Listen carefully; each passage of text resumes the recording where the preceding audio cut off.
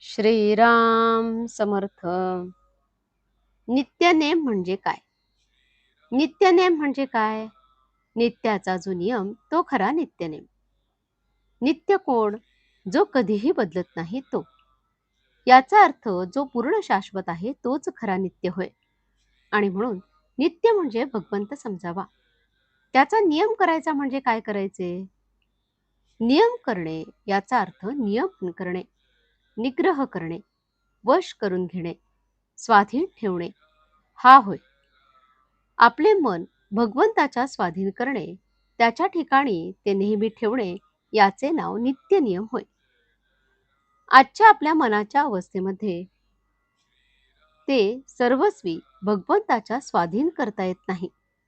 आणि देह हा जड अशाश्वत असल्यामुळे देहाने नित्य आणि शाश्वत अशा भगवंताचा नियम घडणे शक्य नाही. म्हणून देहाने घेता येत असून देहाच्या पलीकडे असणारे आणि सूक्ष्म असल्यामुळे भगवंताशी शाश्वत संबंध असणारे असे भगवंताचे नाम अखंड घेणे हाच आपला खरा नित्यनियम आहे. इतर सर्व गोष्टी, शास्त्रांची बंधने, पोथी वगैरे वाचणे, स्नान संध्यादी नित्यकर्मे वगैरे पाळावी, पण त्याचा हट्ट वा आग्रह असू नये. कोणत्याही अवस्थेमध्ये भगवंताचे नाम मात्र सोडू नये एवढाच हट्ट क्षम्य आहे. शुद्ध भावनेने नाम घेतले की भगवंत दर्शन देतो. शुद्ध भावनेचे फळ फार मोठे आहे. पुष्कळ वेळा गरीब आणि अशिक्षित लोकच या बाबतीत श्रेष्ठ असतात. आपण नाम घेत जावे, नामाने भावना शुद्ध होत जाते.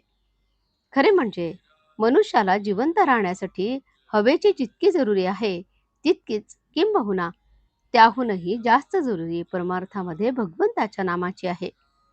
भगवंताच्या नामाशिवाय न राहण्याचा संकल्प प्रत्येक माणसाने केला पाहिजे.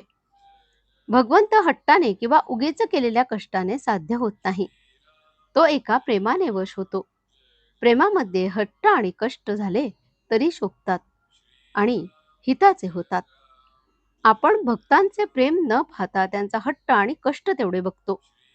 जो मनुष्य 3.5 कोटी रामनामाचा जप करील त्याला भगवंताच्या प्रेमाचा अनुभव आल्याशिवाय राहणार नाही. शंका या फार चिवट असतात. त्या मरता मरत नाहीत. शिवाय काही शंका आचरणाने आणि अनुभवानेच नाहीशा होतात. म्हणून मनात शंका असल्या तरी नाम सोडू नये. सतत नाम घेत गेल्याने मन स्वच्छ होत जाते आणि सर्व शंका आपोआप विरून जातात.